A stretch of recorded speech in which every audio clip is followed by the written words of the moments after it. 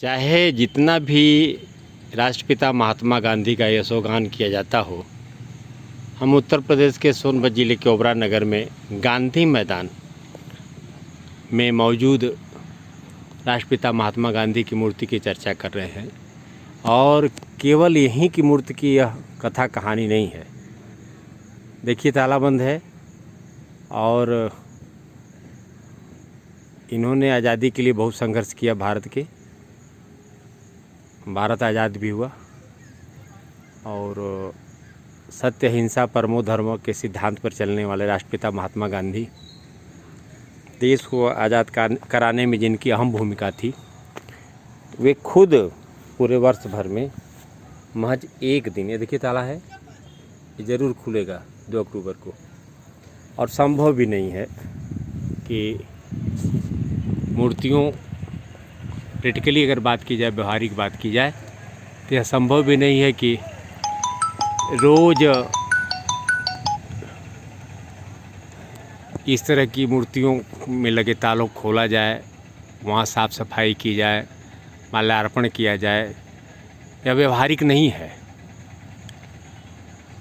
और कैद में है महात्मा गांधी। हालांकि उनका निधन तो काफ़ी पहले हो गया। नाथूराम गोडसे ने इनकी हत्या कर दी थी, यह हम आप सभी जानते हैं। वैश्विक स्तर पर राष्ट्रपिता महात्मा गांधी की अपनी पहचान है। स्वच्छता के लिए जाने जाते हैं, अहिंसा के लिए जाने जाते हैं, सतपथ पर चलने के लिए जाने जाते हैं। या हम कहें कि आखिर केवल 2 ही अक्टूबर को क्यों ये कैद से मुक्त होते हैं। ये देखिए, ताला लगा हुआ है। थोड़ा सा हम गांधी मैदान को भी दिखा दें। भौतिकवादी व्यवस्था में जहां सरकार अन्य बातों को चिंतन में कम शामिल कर रही है, वह केवल आर्थिक जगत की ओर उन्मुख है। ऐसी स्थिति में स्थानीय प्रशासन भी क्या कर सकता है, जैसा ऊपर का निर्देश, उसका पालन। ये गांधी मैदान जो कभी बड़ा हुआ करता था, अब यहाँ देखें सब स्टेशन बन गया। इस तरफ गांधी मैदान में ही सब स्टेशन। यहाँ पर एक छोटा सा पार्क हुआ करता था, पर वह कभी दुरुस्त नहीं रहा। जब बनाया गया होगा उसी समय वह ठीक ठाक था, उसके बाद से उसकी दशा दयनीय ही रही। यह रहा गांधी मैदान का मंच, जो अदा कदा समाज की व्यवस्था बनाने में कम बिगाड़ने में ज़्यादा राजनेताओं की भूमिका रहती है। वे लोग आते हैं तब इस मंच की शोभा बढ़ती है। अब कार्यक्रम भी कम होने लगे हैं। इसके पीछे एक अखाड़ा भी है, जहाँ पर लोग आकर के नियमित कुश्ती इत्यादि भी लड़ा करते थे। इन दिनों की हमें विशेष जानकारी नहीं है। हर क्षेत्रों में काफ़ी कुछ गिरावट आई है। और भी बहुत सी चीज़ें हैं जिन्हें हम इस कैमरे में नहीं दिखा सकते। उनकी फ़ोटोग्राफ्स अपने पास रखेंगे, जिनसे महात्मा गांधी दूरी बना कर रखते थे। वो सब चीज़ें इस मूर्ति के आसपास इर्द गिर्द गेट के बाहर मौजूद है, जिसको हम फोटोग्राफ्स के रूप में अपने पास ज़रूर रखेंगे, लेकिन दिखा नहीं पाएंगे क्योंकि उससे मर्यादाएं छिन्न भिन्न होती हैं। और व्यवहारिक तौर पे हमने आपसे कहा भी कि यह संभव भी नहीं है कि कोई एक गार्ड नियमित यहाँ 24 आवर ड्यूटी कर सके। व्यवहारिक नहीं है। पर केवल महात्मा गांधी की मूर्ति के साथ ऐसा नहीं है। नगर में डॉक्टर भीमराव अंबेडकर जी की मूर्ति है, वहाँ भी उनको इसी तरह से कैद में रखा जाता है। और जब उनका जन्मदिन आता है या निर्माण दिवस आता है तो गेट खुलता है।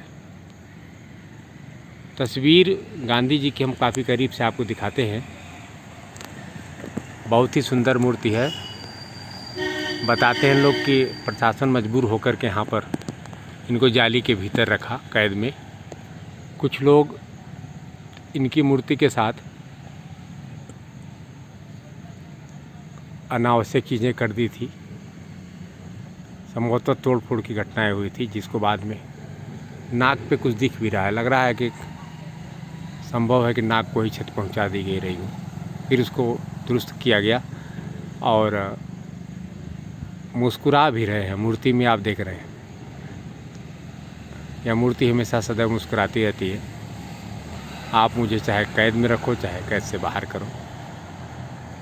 यह है यथा कथा इस तरह की बहुत सारी मूर्तियों का, केवल ओबरा की कहानी नहीं है, पूरे देश में विभिन्न तिराहों चौराहों पर मिल जाएंगी, जिनकी सुरक्षा को लेकर के शासन प्रशासन चिंतित रहता है कि कहीं इनकी मूर्तियों को कोई क्षति नहीं पहुंचा दे, इसलिए उनको कैद खाने में रख दिया जाता है। और कभी कभार जब कोई आंदोलन की स्थिति बनती है तो इन मूर्तियों की सुरक्षा के लिए गार्ड भी तैनात कर दिए जाते हैं।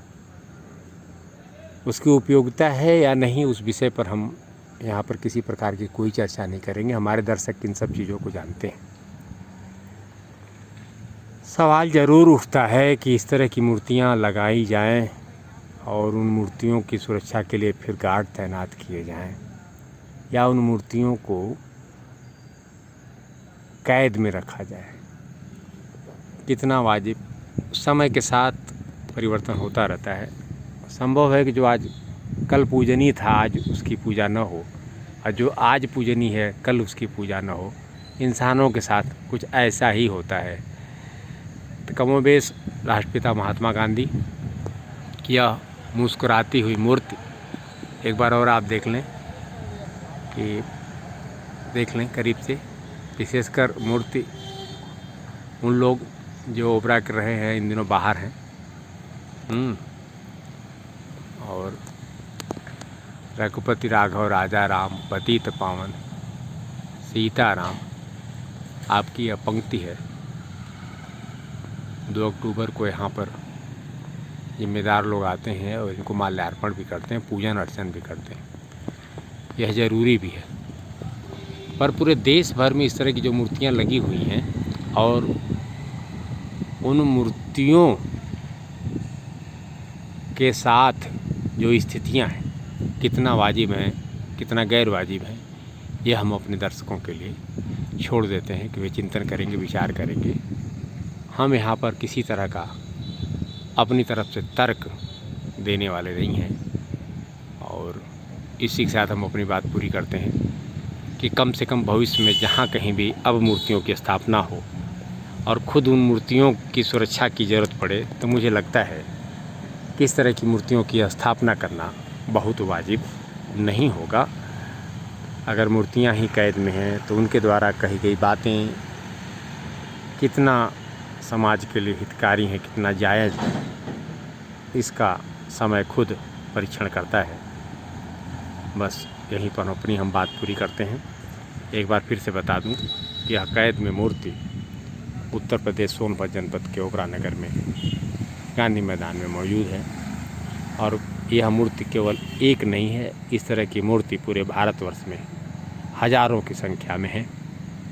अब उन महापुरुषों को इस तरह की कैदों से कभी छुटकारा मिलेगा या इसी तरह से वे कैद में रहेंगे? जब कभी कोई जन आंदोलन होगा तो उन मूर्तियों की सुरक्षा के लिए प्रहरियों की तैनाती होगी।